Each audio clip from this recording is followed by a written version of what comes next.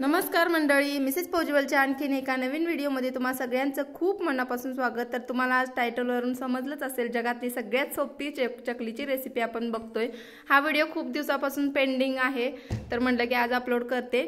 तर आणि सगळ्यात महत्त्वाचं म्हणजे खूप हेल्दी रेसिपी आहे ही, आणि गव्हाच्या पिठापासून आपण अगदी खुसखुशीत अशी चकली बनवतोय।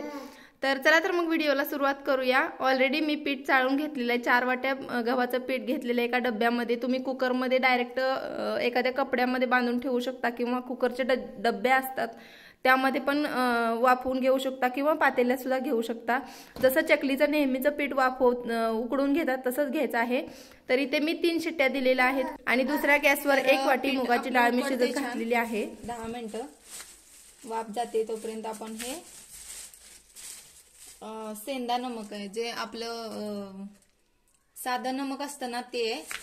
तर माझं नमक संपलंय ना, सफेद नमक आता आम्ही खाणार नाही आहोत, तर इथे मिळतं हे सेंदा नमक, तर ते आम्ही आणलेलं आहे। आणि आता ह्याला मी फोडणार आहे,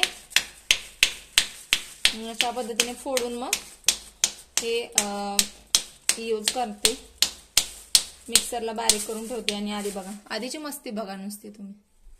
आदू काय करतोस? ए आदू, हाय, हॅलो,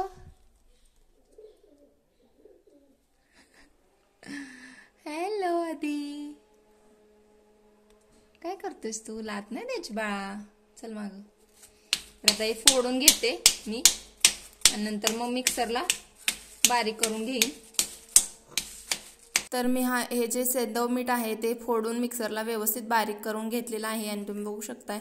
आणि शक्यतो पांढरं मीठ खायचंच नाही, जे हे फिल्टरवालंच असतं ते। तर हे साधं मीठ खायचं। आणि ते माझी डाळ पण छान शिजलेली। मी ते 4 वाटी गव्हाच्या पिठासाठी 1 मोठी वाटी मुगाची डाळ घेतली होती, आणि एकदम व्यवस्थित शिजवायची, एकदम रबरबीत म्हणतो ना तशा पद्धतीने शिजवून घेतलेली आहे। आणि आता हे गरम गरमच आपल्याला मळायचं आहे। तर बघूया आता कुकरचं झाकण काढून पीठ उकडलंय का। तर बघू शकता तुम्ही, जर पीठ उकडलंय का हे कसं बघायचं, तर एकदम कठीण होतं पीठ उकडलं की। तर मग आता हे झालेलं आहे कठीण, आता मी काढून घेते एका ताटामध्ये। आणि ह्याच्या गाठी जे असतात, हे पीठ असं एकदम घट्ट गोळा झाल्यागत होतो, तर हे आता फोडून घ्यायचं आहे आपल्याला, आणि फोडून व्यवस्थित चाळून घ्यायचं आहे। तर आता मी परातीमध्ये चाळून घेते। तर अशा पद्धतीने आता मी सगळं पीठ थोडं थोडं करून चाळून घेते। ज्या गाठी आहेत त्या गाठी फोडून घ्यायच्या आहेत आपल्याला, फोडून परत म्हणजे डबल चाळायचं। असं करत करत सगळं पीठ मी इथे चाळून घेतलेलं आहे। आता यामध्ये चवीपुरतं मीठ, त्यानंतर 1 चमचाभर अंदाजे ओवा, हातावरती थोडंसं चोळून घालायचा ओवा, म्हणजे त्याचा फ्लेवर छान उतरतो। आणि ओवा घातल्यानंतर यामध्ये थोडंसं मी 1 ते 2 चमचे काळं तीळ घालते। माझ्याकडे पांढरं तीळ नव्हतं म्हणून मी काळं तीळ घालते, हे घरचं काळं तीळ आहे। आणि तुमच्याकडे असेल तर पांढरं तीळ घातलं तरी चालेल, किंवा नाही घातलं तरी चालेल, पण चकलीला शक्यतो तिळाने छान चव येते। आणि ते आपलं जर चटणी असते ना घरचा तिखट, लाल तिखट, तेच घातलेलं आहे मी 2 चमचे।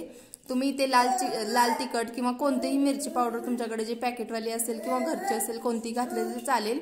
आणि यामध्ये तेलाचं मोहन वगैरे काही सुद्धा घालायची गरज नाही, फक्त मीठ, चटणी आणि ओवा घालायचा आहे। आणि हे जे आपण मुगाची डाळ एकदम घट्टसर अशी शिजवून घेतली होती, ती यामध्ये घालून आता थोडं थोडं करून हे पीठ व्यवस्थित घट्ट असं गोळा मळून घ्यायचा, जसं आपण नेहमीच्या चकलीला मळतो तशाच पद्धतीने।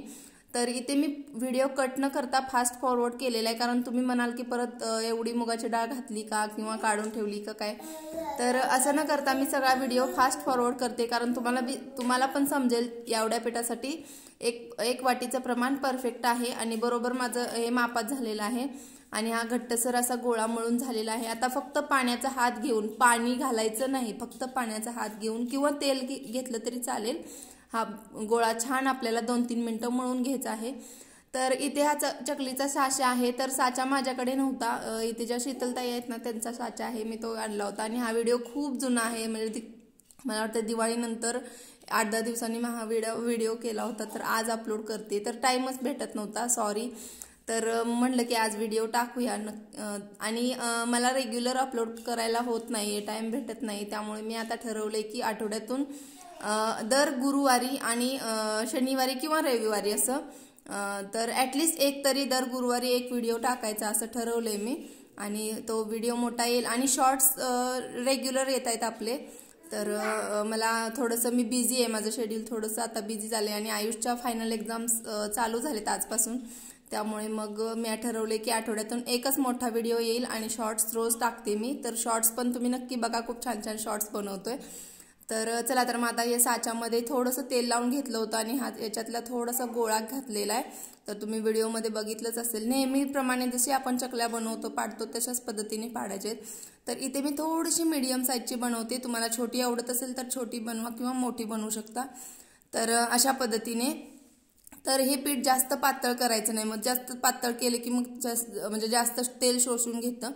आणि यामध्ये तेल सोडा वगैरे काही नाही, त्यामुळे एवढं जास्त पण तेल यामध्ये जात नाही आणि खूप छान होतात चकल्या. चवीला पण तितक्याच भन्नाट लागतात, खूप छान लागतात. तर अशाच पद्धतीने मी आता या चकल्या पाडून घेते थोड्याशा. आणि साईड बाय साईड मी तेल गरम करायला ठेवलेलं आहे. मीडियम हाय फ्लेमवर आपलं तेल छान गरम होते चकल्या पाडेपर्यंत. तर बघू शकता तेल व्यवस्थित गरम झालेलं आहे. तर मी हाय फ्लेम केली आणि आता छोटासा गोळा पिठाचा टाकायचा आहे तेलामध्ये. आणि तेलात टाकल्याबरोबर लगेचच वर आला, ते पोहतो ना, अशा पद्धतीने झाला की तेल व्यवस्थित गरम झाले असं समजायचं आणि मगच चकली टाकायची. जर लवकर तेलामध्ये आपण जो पिठाचा गोळा टाकलेला आहे तो जर वरती नाही आला तर तो थोडंसं 1 मिनिटभर अजून थांबायचं. तेल व्यवस्थित कडकडीत गरम झालं पाहिजे आणि त्यानंतरच मग चकल्या सोडायच्या आहेत. आणि चकल्या छान गोल्डन ब्राऊन कलर येईपर्यंत या फ्राय करून घ्यायच्या आहेत. तर चकली तळताना अजून एक महत्त्वाची गोष्ट टिप म्हणजे चकल्या तळताना पटकन पलटायचं नाही. याच्या जे बबल्स तुम्हाला दिसत आहेत ना, पूर्ण कमी झाले, थोडंसं खालच्या बाजूने व्यवस्थित चकली शेकली की मग कलर चेंज झाला की मगच आपल्याला ही चकली पलटून दोन्ही साईडने व्यवस्थित भाजायची आहे. सारखं सारखं चकलीला पलटायची गरज नाही, फक्त एकदा किंवा दोनदा जास्तीत जास्त पलटायची आणि काढून घ्यायची. जास्त पण ब्राऊन करायची नाही आणि जास्त पण कच्ची ठेवायची नाही. जास्त कच्ची ठेवली तर काय होतं, आतनं पीठ कच्चं राहतं, वरनं कलर येतो आणि आतनं पीठ कच्चं राहतं. त्यामुळे थोडंसं 1, 2, 3 मिनटं छान आपल्याला 4-5 मिनिटापर्यंत फ्राय करून घ्यायचे आहेत. तर या चकल्या तुम्ही बघू शकता अगदी व्यवस्थित गोल्डन ब्राऊन कलर आलेला आहे आणि मी काढून घेते, फ्राय करून झालेले.